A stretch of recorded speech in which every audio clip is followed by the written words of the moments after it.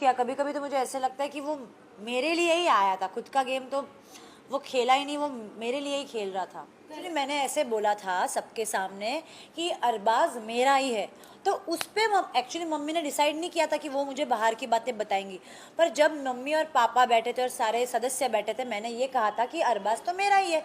तब मम्मी ने कहा अरे बाप रे तू ऐसा मत बोल, बाहर ऐसे ऐसे चल रहा है और वो एंगेज्ड है। तब मैं शॉक हो गई, मतलब मेरे पैर के नीचे की ज़मीन हिल गई थी कि व्हाट, एंगेज्ड है। तो फिर बहुत गुस्सा आया था, और मैं एक ऐसी लड़की हूँ, मुझे ना सॉफ्ट टॉयज़ होते हैं ना, सॉफ्ट टॉयज़ से मुझे अटैचमेंट नहीं होता। लेकिन क्या हुआ, उसके पिलो को उसकी खुशबू लगी थी, तो मैंने क्या किया था, पिलोस ऐसे रखे थे, उसके ऊपर चादर रखी थी, एंड मुझे वो लगता था कि उसकी बॉडी तो घर पे नहीं है, बट उसका जो प्रेजेंस है ना, इससे मैं क्रिएट करूँगी। और वो एक आर्टिफिशियल थिंग मैंने सराउंड किया था अपने इर्द गिर्द, कि वो एक एहसास दिलाने के लिए कि अरबाज आज भी मेरे पास है। तो मैंने, अच्छा, मेरा जर्नी बहुत ही अच्छा रहा। ऑनेस्टली अगर बताऊँ तो हिंदी से ज़्यादा खूबसूरत अगर मेरा जर्नी था तो ये मराठी बिग बॉस का था। Honestly it was very heart touching for me, क्योंकि मैं खुद ही एक मैं मराठी मुलगी हूँ, तो इसीलिए एवरीथिंग जो भी हुआ घर के अंदर, सब कुछ मतलब सब कुछ, everything touched my heart.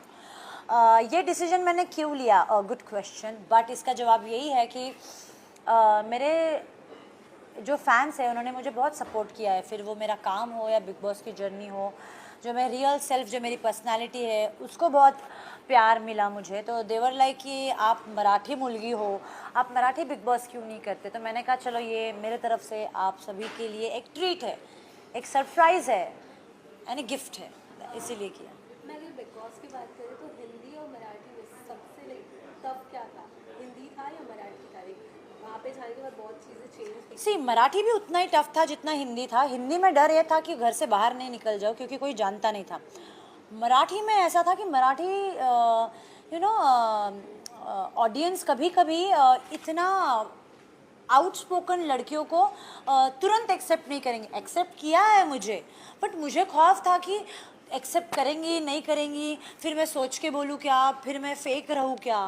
But पता नहीं भगवान ने मुझे ये दिमाग दिया कि Nikki let's not be fake, तू जैसी है वैसी तू रह, अगर पसंद किया तो तू आगे जाएगी, नहीं पसंद किया तो कोई बुरी बात नहीं, क्योंकि बाहर की ज़िंदगी में भी आपको वैसे ही रहना है जैसे आप हो, आपको फेक नहीं करना है। सो या देखिए हमने देखा जैसे ही आप घर के अंदर गई, बड़े मज़ेदार से आपने गेम खेला है। और जब हम आपके प्रोमो देख रहे थे तो अरबाज ने आपके लिए किचन में एक हार्ट शेप बनाया तो था। वो एक्सपीरियंस कैसा रहा? क्योंकि हम प्रोमो देख के एकदम एक्साइटेड हो रहे थे कि अच्छा। एपिसोड में क्या होगा। अरे नहीं, वो लड़का बहुत केयरिंग है, उसने मेरी बहुत केयर करी है घर के अंदर। जो मुझे चाहिए था उसने मुझे वो बना के खिलाया है। उसने फिर वो गेम भी हो, उसने उसकी कैप्टनसी मुझे दी है, फिर बीबी करेंसी दे के उसने मुझे सेव किया है नॉमिनेशन से। उसके बाद एक और बार सबसे पहले उसने मुझे नॉमिनेशन से बचाया है। उसके बाद जब वो एलिमिनेट हुए थे उसने सारे के सारे अपने वो करेंसी मुझे दिए थे। तो उसने सब कुछ किया। कभी कभी तो मुझे ऐसे लगता है कि वो मेरे लिए ही आया था, खुद का गेम तो वो खेला ही नहीं, वो मेरे लिए ही खेल रहा था। तो ऐसा कह सकते हैं कि अरबाज आपके लिए ग्रीन फ्लैग था? ग्रीन फ्लैग था नहीं है, he is a very big green flag for me. तो बट कहीं ना कहीं बाकी लड़कियों का भी कहना है कि अरबाज इज रेड फ्लैग।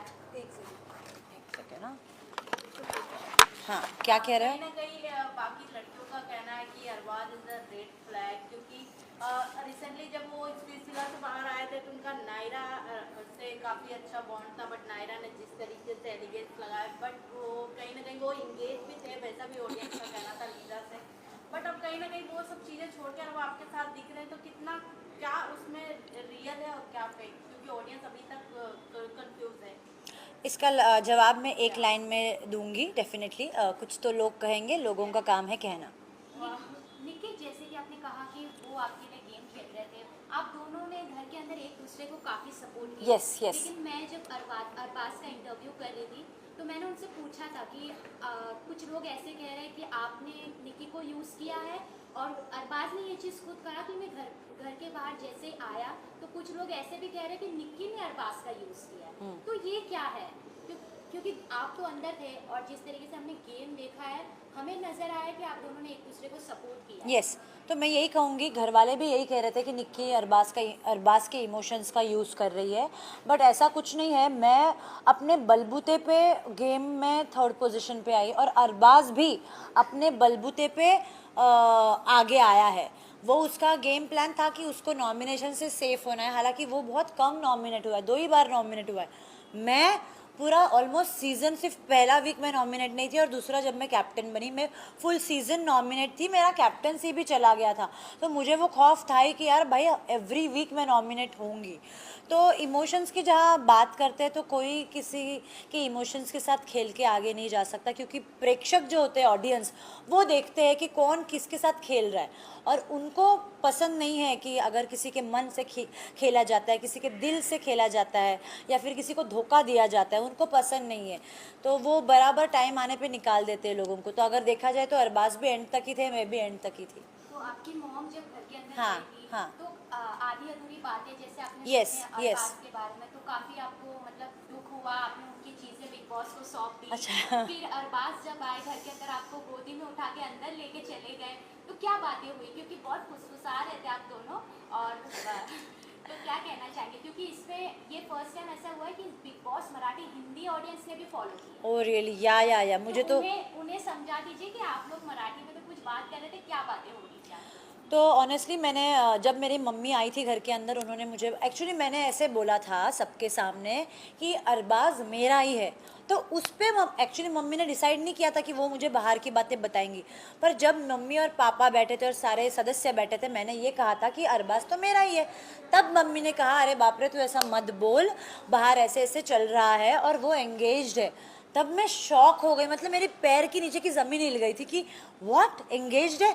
तो फिर बहुत गुस्सा आया था। और मैं एक ऐसी लड़की हूँ, मुझे ना सॉफ्ट टॉयज़ होते हैं ना, सॉफ्ट टॉयज़ से मुझे अटैचमेंट नहीं होता।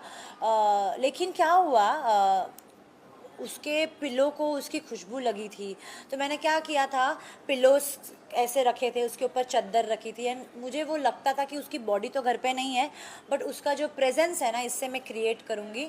और वो एक आर्टिफिशियल थिंग मैंने सराउंड किया था अपने इर्द गिर्द, कि वो एक एहसास दिलाने के लिए कि अरबाज आज भी मेरे पास है।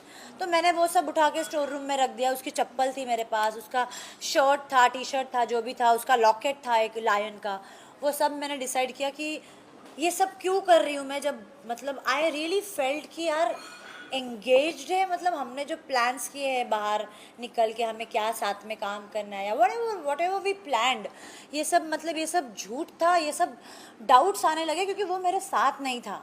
तो मैंने वो स्टोर रूम में रख दिया।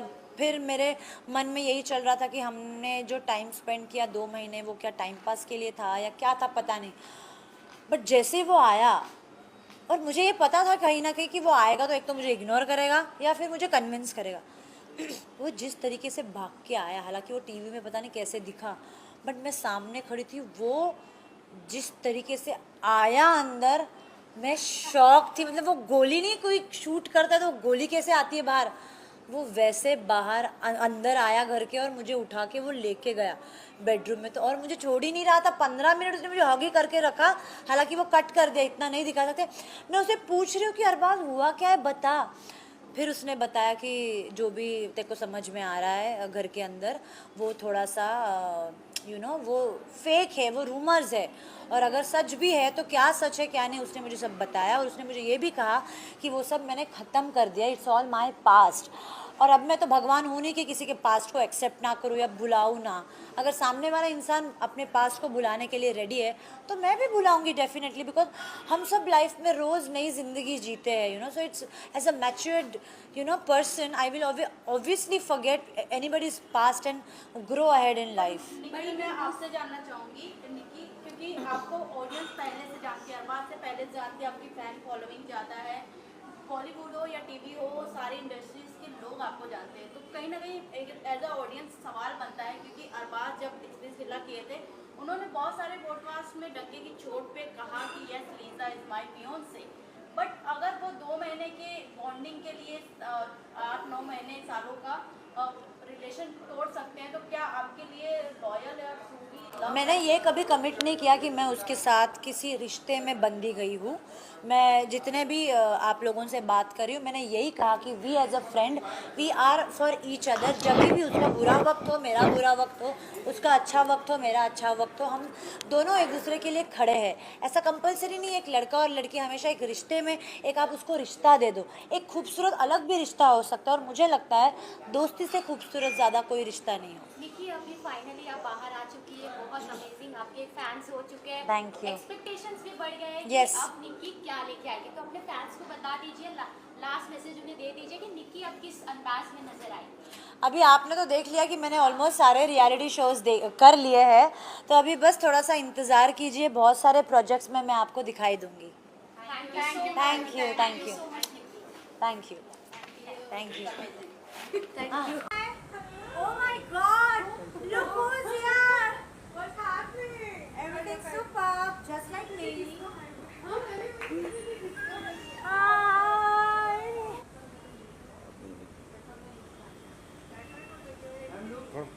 वाइट कर ले, दूर आ जाओ तो वाइट कर लेगा। वाह, ये चाहिए। मैं इधर देख, नहीं उधर नहीं, इधर। Thank you so much.